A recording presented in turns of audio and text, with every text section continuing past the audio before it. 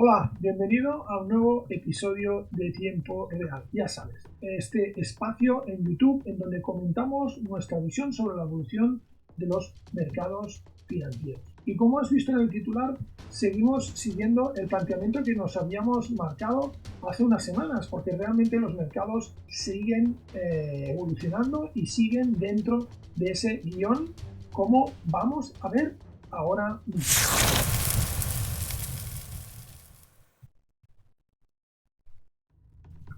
Tenemos unos mercados financieros que nos han marcado un claro máximo y debido sobre todo a la crisis de Ucrania los hemos visto en un claro impasse de indecisión que ha provocado caídas importantes.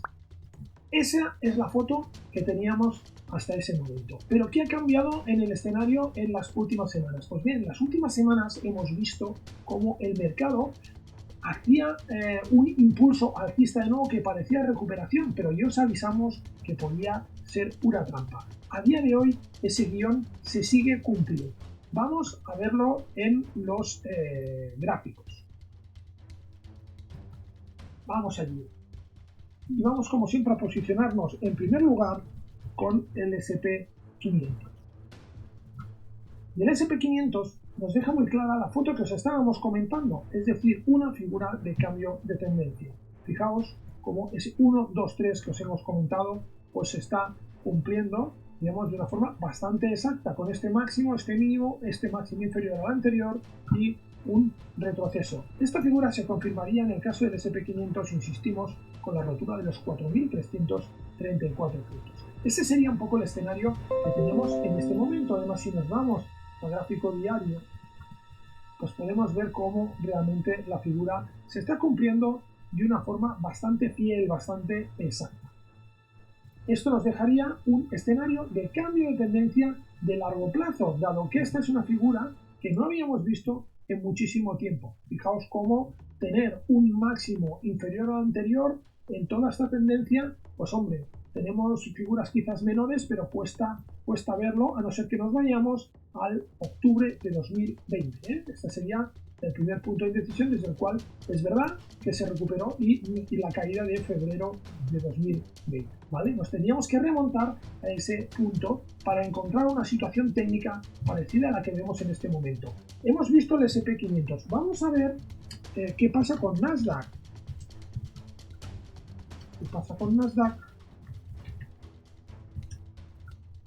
Vaya, no quiere cargar.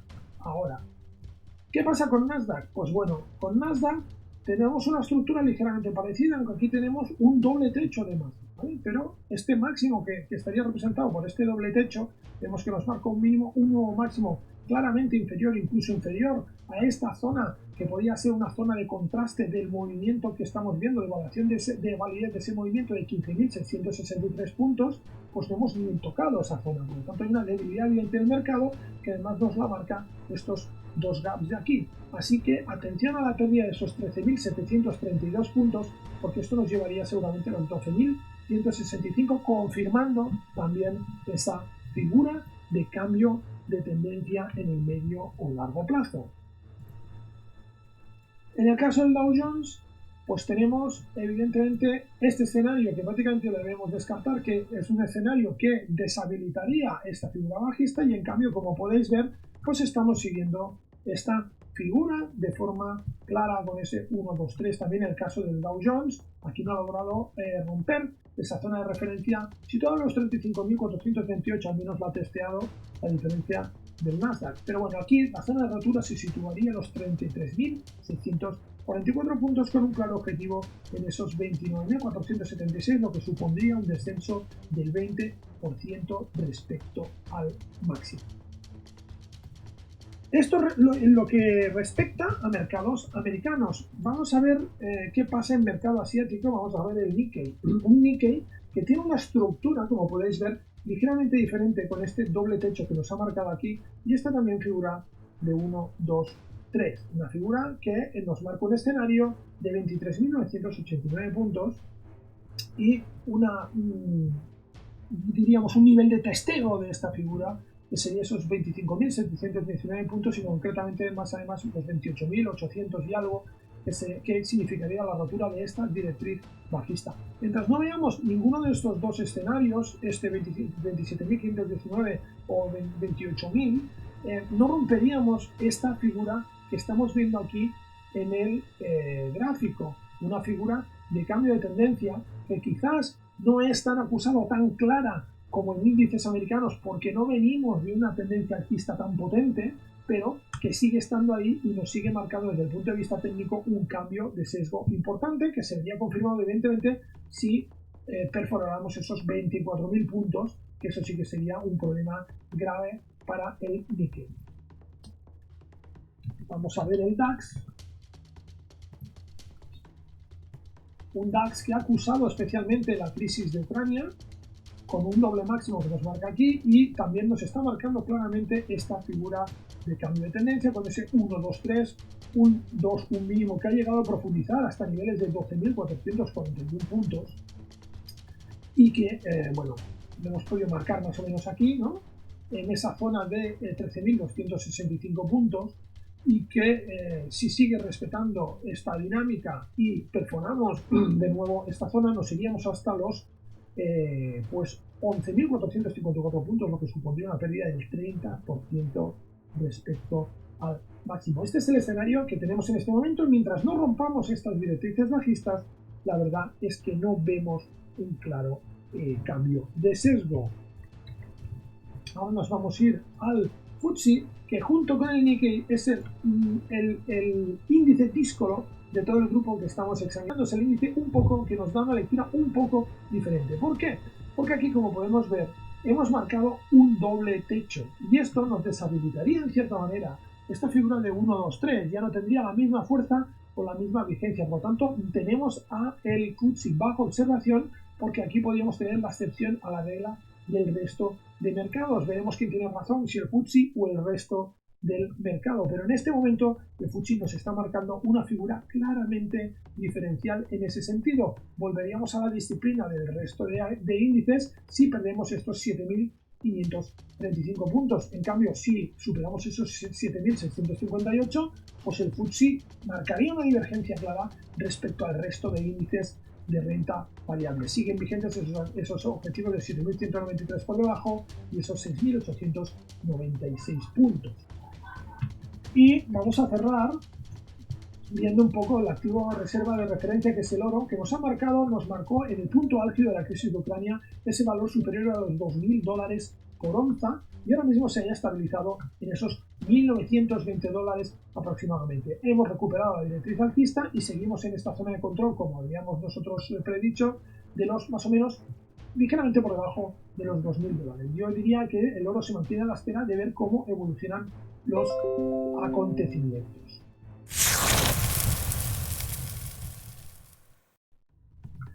Esto es lo que hemos podido ver respecto a los índices, pero no te vayas porque aún hay más. Ahora deberíamos examinar cómo están los mercados de renta fija para poder comparar ese resultado, estos movimientos que estamos viendo en los índices, con el mercado de bonos. Y ahora mismo te explico el porqué. Fíjate que si nos vamos al mercado de bonos norteamericano, en la rentabilidad del bono a 10 años. Este es un gráfico que seguimos muy de cerca en las últimas semanas, casi en los últimos meses, porque nos está marcando muy bien cómo pueden evolucionar los mercados fiat, los mercados tradicionales.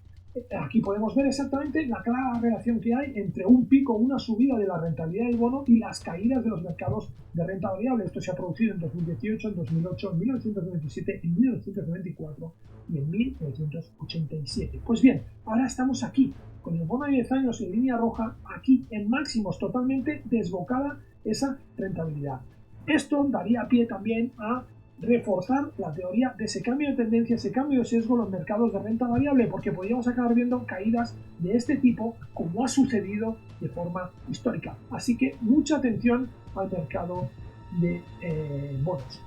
Pero, ¿esto quiere decir que hay pánico en el mercado? Hombre, pues no, porque si nosotros nos vamos al indicador que nosotros trabajamos con diferentes métricas que llamamos Black Swan, pues podemos ver cómo evidentemente el VIX, que es el índice del miedo, podríamos llamarlo así, pues no está precisamente en máximos y la cosa está bastante tranquila, con eso sí, los mercados de renta variable marcadamente a la baja, un ligero ascenso en el oro y un ligero también ascenso en el índice dólar, es decir, en los mercados de divisas el dólar se fortalece respecto al resto de divisas. Esto sería una evolución de los índices como hemos estado analizando desde el punto de vista técnico, y tenemos aquí pues claramente la línea negra, que es el índice dólar, como se revaloriza respecto al resto de divisas. Esta es la foto que tenemos en este momento en los mercados. Fíjate sobre todo, por lo tanto, en la rentabilidad del bono, y vamos a fijarnos muy bien en la evolución tanto de Nikkei como de FTSE, porque son las dos, digamos, ovejas negras en este movimiento coordinado que hay en los mercados. Veremos qué tiene razón, si FTSE y Nikkei o el resto de índices. Y esto además, recuerda, combínalo con el examen detallado de la rentabilidad de los bonos.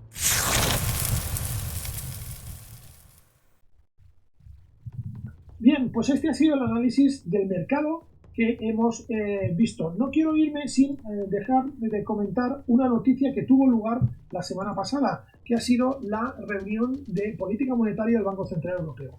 ¿Por qué te quiero comentar esto? Te quiero comentar esto porque creo que hay una noticia a medio y largo plazo que también debemos tener en cuenta. El Banco Central Europeo, el jueves pasado, siguió el guión como nos tiene acostumbrados, porque no es un banco que nos acostumbre a las sorpresas, y, como decía, siguió el guión y no subió los tipos de interés, mantiene el tipo de interés en el cero. Me parece que el tipo de depósito en el mismo Banco Central Europeo está en el menos 0,5. Es decir, que cualquier banco que deposite dinero en el BCE tiene que pagar un menos 0,5%. Este escenario, este cuadro, digamos, de tipos de interés sigue igual, no se ha modificado. Lo que sí se confirma, parece ser, es el fin del APP, el Assets Purchase Program, que va a tener lugar en junio, es decir, ya han puesto una fecha de finalización de ese programa de compra de activos, de esa intervención que hace el Banco Central Europeo en los mercados comprando activos de forma continua. De hecho, y te lo digo de memoria, mira, aquí está, tenemos un programa de compras que comprará activos en este mes de abril por valor de 40.000 millones de euros, 30.000 millones en mayo y 20.000 millones en junio, dando así por zanjado y finalizado ese programa de compra de activos. ¿Y por qué es tan importante esto? Pues esto es tan importante por una razón muy simple, y es porque en el momento en que finalice ese programa de compra de activos, se abre realmente la puerta a un cambio de política monetaria, es decir, a una posible subida de tipos de interés. Ya se han apresurado a advertir de que evidentemente esa subida de tipos no tiene por qué ir sincronizada con ese final del programa de compra de activos. Es decir, no vamos a ver una subida de tipos en junio. Como entramos en periodo vacacional, yo tampoco creo que la veamos ni en julio ni en agosto. El Banco Central Europeo no se va a arriesgar. No es un banco que precisamente se arriesgue. Entonces yo creo que de cara al último trimestre del 2022 sí que podríamos ver subidas de tipos de interés. Esa es la conclusión que yo, digamos, extraigo. Así que cuidado, porque entonces sí que entraremos dentro de un escenario en el cual a nivel mundial los tres principales bancos centrales, Reserva Federal, Banco Central Europeo y Banco de Inglaterra, ya habrán empezado a adoptar cambios en política monetaria y estarán subiendo tipos. Así que veremos cómo le sienta esto al mercado. Yo creo que después de todo esto, y como última reflexión, la gran pregunta es: muy bien, hemos finalizado el programa de compra de activos, me parece fantástico. Esto nos permite aplicar una reversión de la política monetaria y empezar a entrar en una dinámica de subida de tipos de interés que sea capaz de combatir la inflación. Me parece perfecto. Pero no os olvidéis que en el balance del Banco Central Europeo, en el balance de la Reserva Federal, hay muchos trillones de dólares en activos comprados, y esos activos se tienen que vender en un momento u otro. ¿Qué va a pasar con eso? Yo creo que esa es la gran pregunta. Pero bueno, hoy no nos da tiempo para más, así que la veremos en un próximo vídeo. Y por cierto, si no quieres evidentemente perderte este comentario sobre qué van a hacer los bancos centrales con su cartera de activos, o sobre algunas otras cosas, las cosas que comentamos, pues no dejes de seguirnos en redes sociales y sobre todo síguenos en nuestro canal de YouTube, y así no te perderás ninguno de nuestros próximos vídeos.